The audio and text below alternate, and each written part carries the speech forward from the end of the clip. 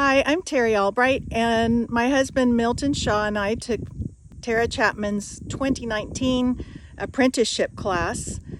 We started out doing this for an ag exemption, but it has definitely become a hobby. We have 10 hives now, and over the past years have expanded to doing top bars, Langstroths, and long Langstroth hives.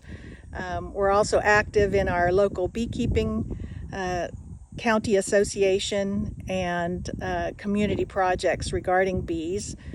I don't think there's any way we would have been successful or gotten as good a start if we hadn't done the apprenticeship class. We learned so much from that class, but in addition, Tara has become a friend, a mentor, ongoing support, always available. We've bought our bees from her.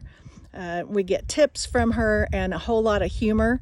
So I can't recommend the apprenticeship class higher than that. It's the way you go to get started. Thanks, Tara.